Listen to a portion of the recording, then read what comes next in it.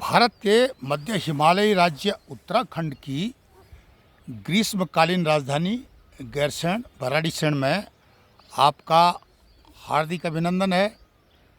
और आजकल यहाँ पर सुबह शाम तो ठंड है ही, अभी सूर्योदय हो रहा है तो ठंड है, लेकिन दोपहर को नॉर्मल हो जाता टेम्परेचर। तो ये हिमालय है, मध्य हिमालय, यहाँ पर का मौसम अपना मिजाज दिखाता रहता है। कभी कभी तो ये भी देखा गया है कि मार्च के महीने चोटियों पर बर्फ़ भी गिर जाती है। तो ये यहाँ पर सब चलता रहता है और फिर मौसम का परिवर्तन हो रहा है तो ग्लोबल वार्मिंग इत्यादि का असर तो होना ही है, प्रत्यक्ष अप्रत्यक्ष रूप से। जो भी है, मौसम का मिजाज था यहाँ का।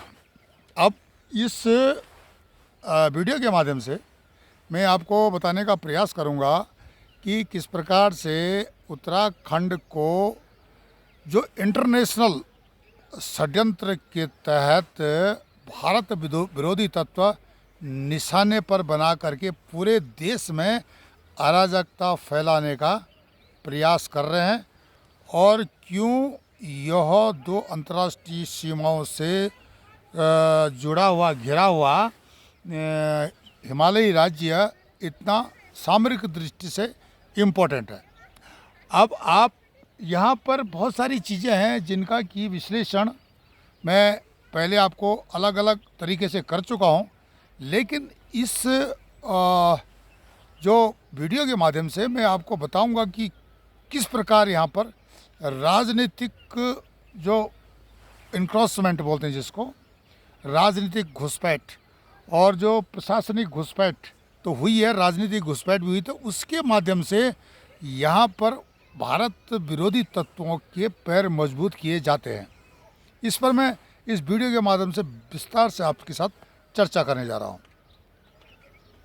नमस्कार मित्रों, मेरा नाम मदन मोहन ढोंडियाल है और इस विषय पर जो मैंने आपको बताया, पूरे देश के लोगों को गंभीरता से चिंतन करने की आवश्यकता है, क्योंकि यह सुदूर एक भौगोलिक स्थिति से थोड़ा सा कठोर इलाका है, और साथ साथ यहाँ का जो मूल निवासी भी है वो पलायन करते जा रहे हैं। तो क्या होता है, ये जगह वीरान हो रही है और यहाँ पर जो अराजक तत्व स्लीपर सेल, इनकी घुसपैठ बढ़ रही है, जो कि यहाँ पर तरह तरह के, मैंने बताया ना, नशा जिहाद, लव जिहाद, लैंड जिहाद, इस पर काम कर रहे हैं।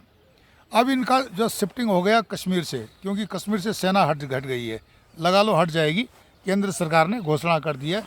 जबकि मैं उस समय के दौर को याद दिलाता हूँ आपको, 1979 मैं उस समय भारतीय सेना में था और कश्मीर में वहाँ पर जो है 16-16 साल के बच्चों के पास AK-47 आ गई थी।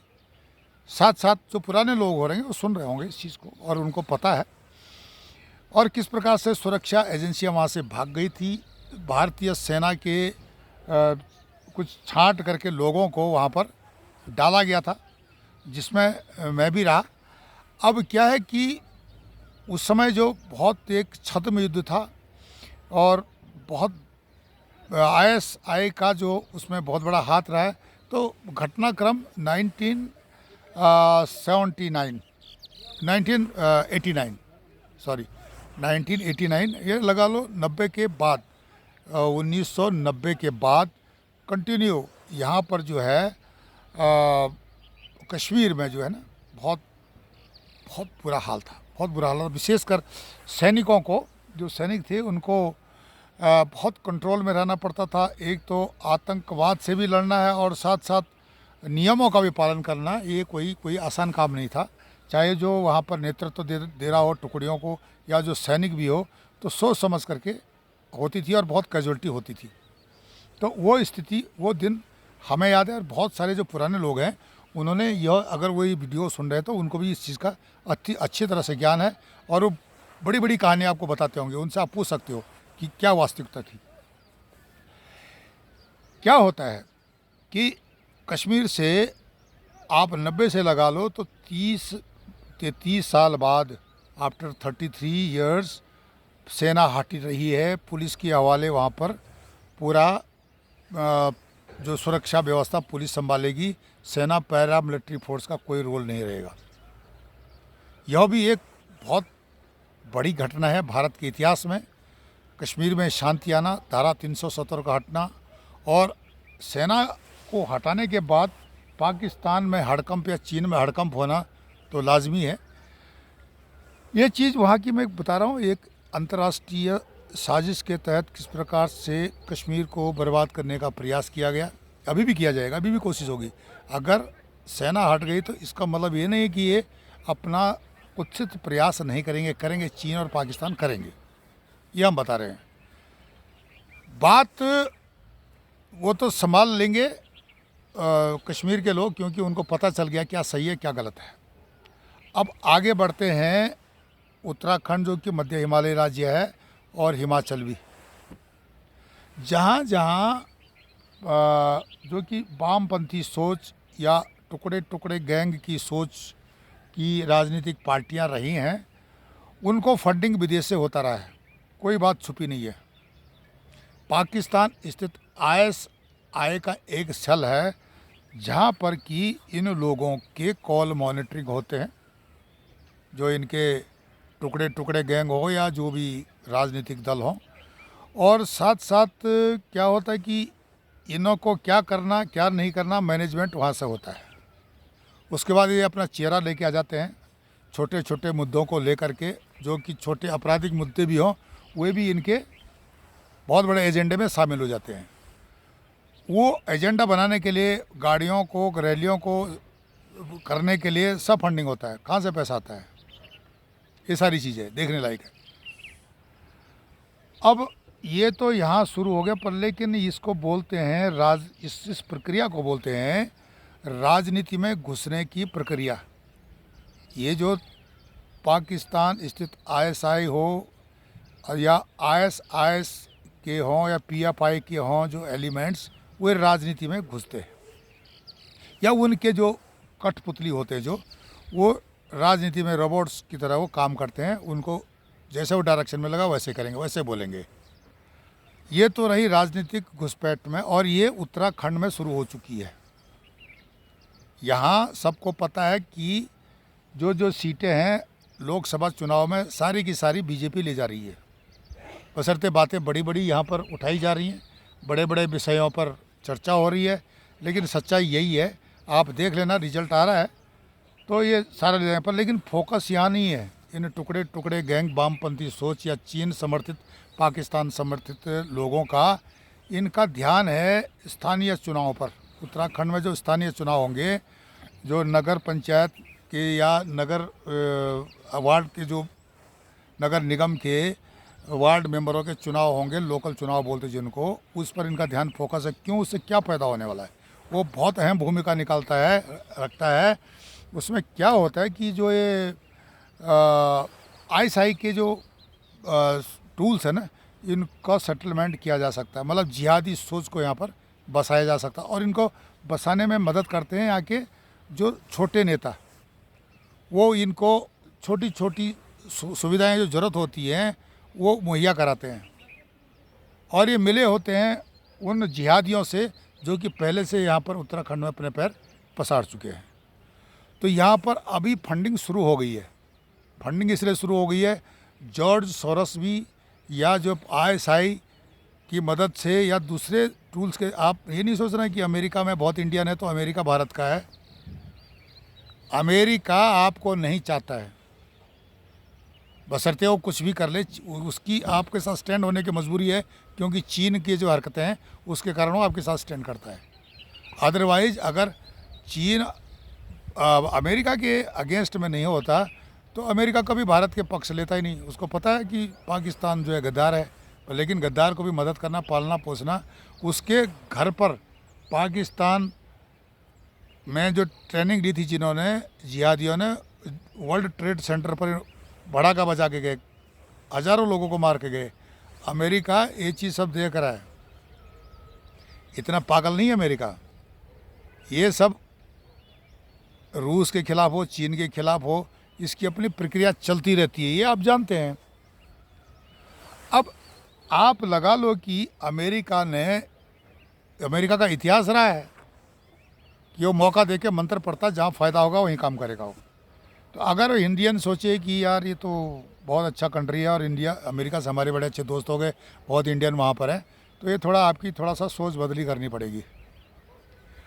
अब अंतर्राष्ट्रीय साजिश किस प्रकार से उत्तराखंड जैसे मध्य हिमालयी राज्य को अफेक्ट कर रही है, क्या है कि इनकी जो फ़ौज होती है, जैसे तबलीगी जमात हो, जिसको कि सऊदी अरबिया ने टोटली बैन कर दिया है। सऊदी अरब में तो घुस ही नहीं सकते तबलीगी जमात वाले। सऊदी अरब ने इस्लाम का चेहरा बदली करना शुरू कर दिया कि वो समझ गया कि आने वाले समय में इस्लाम को लेकर के नहीं सरवाइव कर सकती है उनकी पीढ़ियाँ। तो अब ये जो भारत के हैं जो कन्वर्टेड, चाहे वो बांग्लादेशी हों, पाकिस्तानी हों, भारत के हों, अफ़गान के हों, ये सारे कन्वर्टेड लोग हैं, ये करेंगे हरकतें, इनकी हरकतें चलती रहेंगी, क्योंकि नया मुल्ला ज़्यादा कट्टर होता है, तो ये नए मुल्ले ज़्यादा कट्टर होंगे, उनको पता है कि हकीकत क्या है। अब यहाँ उत्तराखंड में नए मुल्ले बनाए जा रहे हैं, इनक्रिप्टेड मुल्ले बनाए जा रहे हैं, उनको पहले सेकुलर बनाया जा रहा है, भाईचारे का पाठ पढ़ाया जा रहा है, मदरसों का ज्ञान दिया जा रहा है, ये बताया जा रहा है कि कुरान में जितनी बातें लिखी हैं, हदीसों में जितनी बातें लिखी हैं, बहुत अच्छी है। अगर उनका हिंदी में ट्रांसलेशन करके पढ़ लेना तो आपको पता चलेगा कितना अच्छा है कितना बुरा है, वो आप एनालाइज कर लो। गीता भी छपी हुई है दुनिया भर की भाषाओं में और अलग अलग भाषाओं में पढ़ते लोग, तो उसकी भी प्रतिक्रिया आ रही है। तो कुरान को क्यों आप बोलते हो कि अरबी में लिखा या उसमें उर्दू में उसी में पढ़ना, भाई हिंदी में भी तो आ सकती है, हिंदी वर्सन को क्यों प्रमोट नहीं करते? उसमें क्या लिखा है सबको पता चले ना, यहाँ का उत्तराखंड का मुसलमान भी पढ़े ना उसको।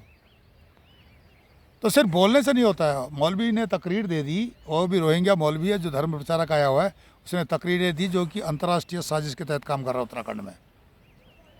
जॉर्ज सोरस हर विघटनकारी तत्वों को पैसा फंडिंग कर रहा है अमेरिका से। पन्नू जो है खालिस्तानी, वो भी भारत विरोधी, गुरुओं की विरोधी बातें कर रहा है, सिख विरोधी बातें कर रहा है, सिख विरोधी हरकतें कर रहा है। कहाँ से? अमेरिका से। किसके कहने पे? जॉर्ज सोरस और जो भारत को नहीं चाहते हैं, सरकारें तोड़ते हैं, बनाते हैं जो ग्रुप हैं, सेठ लोग बड़े बड़े विश्व स्तर के, तो सब इनकी हरकतें हैं। और चाइना का तो पता ही है, चाइना का उसका एक ही सिस्टम होता है कि अपनी सीमाएं फैलाते रहो। जैसे तिब्बत को हड़प लिया या दूसरी चीज़ें हड़प ली तो उसका काम है, तो तुम्हें भी हड़प लेगा, कोई बड़ी बात नहीं। उत्तराखंड लगा हुआ है, इसको हड़पने में कोई टाइम नहीं लगेगा। अगर यहाँ अराजकता फैलती है तो चीन इसमें कोई कमी नहीं छोड़ेगा। ये सामरिक, अभी राजनीतिक, सामरिक हो गया, राजनीतिक में अपने एलिमेंट घुसा रहा है कौन? George Soros. और इस चीज़ को समर्थन कर रहा है कौन? आईएसआई, कि भाई यहाँ घुसाओ ताकि हमारे जिहादियों के जो पैर यहाँ पर मजबूत हों और हम आने वाले समय में अपने औकात को दिखाएं, जैसे कि रूस में उन्होंने अपनी औकात दिखाई। और इस चीज़ को उत्तराखंड का जो है ना स्थानीय आदमी, सीधा भोला भाला पहाड़ी नहीं समझ पा रहा है। वो इस चीज़ समझ रहा है वामपंथियों की भाषा। छोटे छोटे जो अपराध हुए हैं उनको बड़ा दिखा करके, और ये दिखा रहा है कि भाई पहाड़ियों पर बहुत जुल्म हो रहा है, ये दिखाने का प्रयास कर रहा है ना वो, कि भाई हमारे क्षेत्रवाद को ला रहा है, जातिवाद को ला रहा है। आप क्षेत्रवाद को इस आधार पर लाए ना, राष्ट्रवाद जिससे मजबूत हो, तो उसका हम भी समर्थन करते हैं। आप क्षेत्रवाद को इस तरह से ला रहे हो कि जिससे कि जो है दिमागों के अंदर जो, जैसे इस्लामिस्ट जो है, जो रेडिकल इस्लामिस्ट हैं वो वास करते हैं, उस तरह का वास कर रहे हो ना आप क्षेत्रवाद की बात को ला करके। आप राष्ट्र को, क्षेत्रवाद को लाइए, इस तरह से लाइए कि राष्ट्र मजबूत हो। यहाँ भूमि सुधार आंदोलन का समर्थन के पर, इस आधार पर के लिए यहाँ पर जो है सारे जिहादी तत्वों को भगाया जाए। आप इसको क्षेत्रवाद से जोड़ रहे हो, तो ये वामपंथ टुकड़े टुकड़े गैंग की हरकत है। और उसके आधार पर कई चुनाव भी लड़ रहे हैं, लोकल चुनाव, स्थानीय चुनाव लड़ेंगे वो। मैं किसी पार्टी विशेष की बात नहीं कर रहा हूँ, कांग्रेस का चेहरा सबको पता है। उत्तराखंड में जिहाद के पैरों को मजबूत करने के लिए कितना बड़ा योगदान रहा उसका, अभी भी है। अब वो लोग हैं जो कि यहाँ पर अपने मकान में, बार बार बोलता हूँ, किराए पर दे रहे हैं जिहादियों को, अपनी दुकानें किराए पर दे रहे हैं जिहादियों को। भाई साहब सुन लो कान खोल के, ये जिहादी तुम्हारे घर पर जिहाद करेंगे और उसके बाद आप रोएंगे। तो दुर्घटना से देरी भली, थोड़ा धीरे चलो, कम खाओ, खुश रहो और अपनी पहचान को बचा के रखो। यहाँ पर जो पॉलिटिकल एलिमेंट जो भारत विरोधी डाले जा रहे हैं, ये चुनाव भी उसका एक भाग है। अब चुनाव हो रहे हैं तो जगह जगह उन पार्टियों को समर्थन दिया जा रहा है कि जो धारा 370 का विरोध करती हैं, उसको नहीं हटना चाहिए। सीए का विरोध कर रही है, उसके बाद यूनिफॉर्म सिविल कोड का विरोध कर रही है और भाईचारे की बात करती है, और उन लोगों को जो कि अपराधी हैं तो उनको बोलते हैं कि बच्चों के द्वारा गलतियां हो जाती हैं, बच्चे हैं, गलती हो जाती है। तो इस टाइप के जो इस प्रकार के जो वो दे रहे ना, एक प्रकार से सलाह दे रहे हैं लोगों को, उनको बचाने का प्रयास कर रहे हैं। वकीलों की फौज खड़ी हो जाती है सुप्रीम कोर्ट, हाई कोर्ट में इनको बचाने के लिए, आपराधिक तत्वों को। तो इससे इनकी हिम्मत बढ़ती है। इनकी हिम्मत तोड़ने वाले हैं योगी आदित्यनाथ या अमित शाह, और उससे पहले नरेंद्र मोदी इनकी हिम्मत तोड़ चुके हैं। आपको उनसे सीखना चाहिए कि वे इतने बेवकूफ़ तो है नहीं, राष्ट्रद्रोही तो है नहीं हो, चोर तो है नहीं हो। आप उनके लिंकअप जो कैपिटलिस्ट से जोड़ते हो, क्यों जोड़ते हो? और कोई आपके पास है ही नहीं मुद्दा। तो ये सारी चीज़ें आप थोड़ा ध्यान से देखिए, अपने लेवल में देखिए, अपनी बुद्धि से देखिए, दूसरे की बुद्धि से मत देखिए। अगर ये जिस प्रकार से जिहादी तत्वों को बसाने बिठाने के लिए यहाँ के जो विशेषकर जो छोटे छोटे टाउन हैं उत्तराखंड के, यहाँ पर जो भी व्यापार मंडल के जो अध्यक्ष हैं, व्यापार मंडल को चलाते हैं, ये अपने वोट के लिए जिहादियों को यहाँ पर व्यापार के लिए बिठाते हैं, उनके रजिस्ट्रेशन करते हैं, उनसे वोट लेते हैं, फिर चुनाव जीते हैं। तो वो इनको हटाना नहीं चाहते हैं। मैंने बताया ना, यहाँ पर एक बहुत बड़ा नक्सल काम कर रहा है जिसको बोला ज्वेलर्स नेटवर्क। ज्वेलर्स नेटवर्क में जिहादियों का हाथ है, और ये सेकुलर भी हैं उसमें और हिंदू भी हैं, लालची हिंदू हैं जो कि इनसे मिले हुए हैं, और वे भी इस काम को बढ़ा रहे हैं। तो उन पर भी सरकार को नज़र रखनी पड़ेगी। मैं बार बार इस चीज़ को बता चुका हूँ, मैंने तो इस पर एक वीडियो ही बनाया पूरा कि यहाँ पर जो ज्वेलर्स नेटवर्क चल रहा है, देशद्रोही काम कर रहा है। इस पर सरकार, केंद्र सरकार प्रतिबंध लगाए, इनकी गुणवत्ता को चेक करे, और ये पैसा कहाँ जाता है, टैक्स कहाँ से बनता है, कैसे नकली ज्वेलरी तैयार होती है, क्या क्या इनका जो है, तो या इसमें सरकारी मशीनरी भी जुड़ी है, ये सारी चीज़ें हैं, या जनप्रतिनिधि जुड़े हुए हैं, ये सारी चीज़ें गवर्नमेंट को छाननी पड़ेगी।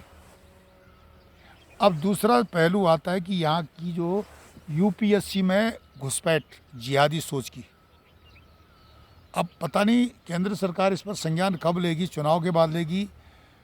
और जैसे कि उत्तर प्रदेश में लिया है, वहाँ पर जो है एक मदरसा बोर्ड को निरस्त कर दिया है, उसकी मान्यता ही रद्द कर दी है, जो कि अल्पसंख्यक आयोग के अंडर में चल रहा था, शिक्षा सब मदरसा बोर्ड। तो आप इसका मतलब जो है जिहादी सोच को बच्चों के अंदर डाल करके और आतंकवाद को खुद पैदा कर रहे हो, फसल पैदा कर रहे हो। भारत का प्रजातंत्र कर रहा है फसल पैदा, तो उस पर अंकुश तो लगना बहुत पहले लग जाना चाहिए था। और 2004 में कौन सी पार्टी थी, किसने इसको साथ दिया था, उस पार्टी को तो पकड़ करके उनको जो है इलाज करना चाहिए जनता को। तो जनता सोई हुई है, अभी भी सोई हुई है। इनके अंदर एक भूत चढ़ा हुआ है कि नहीं, हमें ये, हमारा एक ही मुद्दा है कि जो विश्व प्रसिद्ध भारत का जो प्रधानमंत्री है उसका विरोध करना, या दूसरे जो राष्ट्र हित के काम हो रहे हैं उनका विरोध करना। अब उनको खुद सोचना चाहिए कि वे भारतीय हैं या उनके जो लिंक हैं देशद्रोहियों से हैं। हम उनको देशद्रोही भी नहीं बोलेंगे, और न मैं किसी पार्टी का प्रवक्ता हूँ, पर लेकिन सच्चाई को एनालाइज करना जो दुनिया देख रही है। आजकल हर आदमी के पास मोबाइल है, हर आदमी पत्रकार है, हर आदमी की सोच अलग है। पहले तुम पत्रकारों को पाल करके, प्रगतिशील पत्रकारों को, उनको पे करके और उनसे इनके द्वारा अपना काम कराते थे। आज सोशल मीडिया के जो एज में है, अवेयरनेस बहुत से गरीब से गरीब और सेठ से सेठ आदमी को है कि जो ज़मीनी सच जो देख रहा है, उत्तराखंड का ज़मीनी सच यही है। यहाँ पर जिहादियों को बसाने में नौछमी नारायण के शासनकाल से लेकर के और हरदा के शासनकाल तक कोई कमी नहीं छोड़ी गई। जब जब कांग्रेस आई, यहाँ तक कि बीजेपी के भी कुछ जनप्रतिनिधि हैं जिनको कि लोग शक की दृष्टि से देखते हैं, और आने वाले समय में उनके जो लिंक है, चाहे वो छोटे नेता हैं बड़े नेता हैं, उनके लिंक पर नज़र रखी जा रही है। और ये कोई शक नहीं है, ये 2024 का इलेक्शन के बाद जैसे 400 पार होगा ना लोकसभा, तो इनको भी कूड़े में डालेगी मोदी सरकार। तो अपनी हरकतें बदली कर दो, चाहे तुम कितने बड़े हो या कितने छोटे हो। और ये हरकतें छोटे लेवल पे हो रही, जो लोकल जो चुनाव होंगे, इसमें जो है जिहादियों के एलिमेंट डाले जा रहे हैं। इसके लिए पैसा आ चुका है, मैं बार बार बोल रहा हूँ, इसको हवाला का पैसा आ चुका है। और इन पर सरकार कड़ी नज़र रखे, इनको जेलों में डाल, जिसके पास कि हवाला का पैसा या जिहादियों का पैसा आ रहा है लोकल चुनाव के लिए। इनको बिल्कुल बेखौफ सरकार, इनको चाहे कुछ भी कोई आरोप लगाए कि जो है वो राजनीति में चमक रहा है इसलिए उसको जेल में डाला। ऐसे लोगों को जो राष्ट्रद्रोही हैं, देशद्रोही हैं और उन लोगों के साथ भाईचारा की बात करते हैं जो कि गलत काम करते हैं, तो उन पर सबसे पहले अंकुश लगाना बहुत ज़रूरी है। मैंने बताया ना, मैं कई बार बोलता हूँ कि कई सेकुलर प्रजाति के हुए कीड़े जो कि भाईचारे के नाम पर, सेकुलरिज्म के नाम पर देश को बर्बाद करने में लगे हुए हैं, उन पर सबसे पहले प्रतिबंध लगना चाहिए। उसके बाद ही जो ये जिहादी सोच को हम प्रतिबंधित कर सकते हैं। देवभूमि उत्तराखंड में जिस प्रकार से घुसपैठ हुई राजनीतिक क्षेत्र में और प्रशासनिक क्षेत्रों में, उस पर सरकार को ध्यान देना पड़ेगा। आप लगा लो ना, आपका वोटर आईडी कार्ड बनाने के लिए कौन आदमी डिटेल है आपके इलाके में, आप उसको चेक करो, सारा पर्दा खुल जाएगा। और जिसने इस प्रकार के नकली काम किए, वोटर आईडी कार्ड वगैरह इत्यादि नकली बनाए हैं, आधार कार्ड बनाए, उसको जो है उसकी प्रॉपर्टी पूरी सीज करो, जेल में डालो उनको। तो उत्तराखंड में ये बहुत चल रही दुकानें, बहुत चल रही हैं। और इन पर अगर अंकुश नहीं लगाया गया तो इस दो अंतर्राष्ट्रीय सीमाओं से घिरे हुए राज्य पर बहुत बड़ा जो संकट आने वाला है। संकट राज्य पर नहीं होगा, देश पर होगा, क्योंकि यहाँ घुसपैठ बढ़ जाएगी, दोनों तरफ से मार पड़ेगी। तो हमारी इस वीडियो की समीक्षा को सुन करके आप लोकसभा में या जो आने वाले समय में लोकल बॉडी के जो चुनाव होंगे उस पर वोट डालिए। हमारे चैनल ई गेरसेन को लाइक करें, सब्सक्राइब करें, कमेंट्स करें और शेयर करें। याद रहे, राष्ट्रवाद को सर्वोपरि रखें। नमस्कार, धन्यवाद।